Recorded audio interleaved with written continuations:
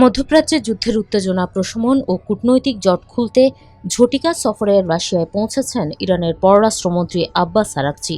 ২৭ April সকালে Saint পিটার্সবার্গে পৌঁছানোর পর রুশ প্রেসিডেন্ট ভ্লাদিমির পুতিনের সঙ্গে তিনি বৈঠকে মিলিত হবেন বলে নিশ্চিত করেছে ইরানের সরকারি বার্তা সংস্থা IRNA।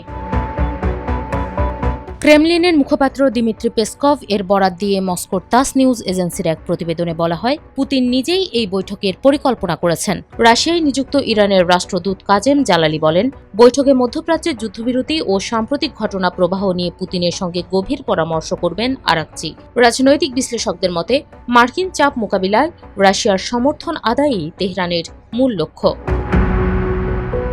এদিকে এক্সে দেওয়া পোস্টে যুক্তরাষ্ট্রকে সতর্ক করেছেন ভিয়েনায় নিযুক্ত রুশ দূত মিখাইল উলিয়ানভ। তিনি বলেন, ইরানকে ব্ল্যাকমেইল বা আলটিমেটাম দিয়ে আলোচনার টেবিল সফল হবে না। ওয়াশিংটনকে শক্তির আস্ফালন ও নিষেধাজ্ঞার হুমকি নীতি ত্যাগ করার আহ্বান জানাচ্ছি।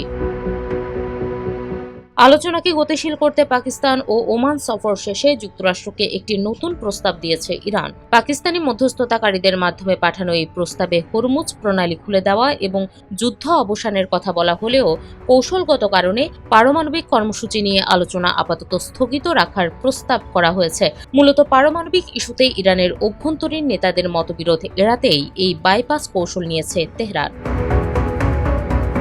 এর আগে মার্কিন প্রেসিডেন্ট ডোনাল্ড ট্রাম্প জানিয়েছিলেন, ইরান চাইলে আলোচনার জন্য সরাসরি যোগাযোগ করতে পারবে। খুব শিগগির এই যুদ্ধের অবসান হবে এবং যুক্তরাষ্ট্র সেখানে জয়ী হবে। মধ্যপ্রাচ্যের যুদ্ধবিরতির মাঝে আরাগচির রুশ সফর এবং পারমাণবিক ইস্যু বাদ দিয়ে নতুন প্রস্তাব ওয়াশিংটন কিভাবে গ্রহণ করে, এখন সেটিই দেখার বিষয়।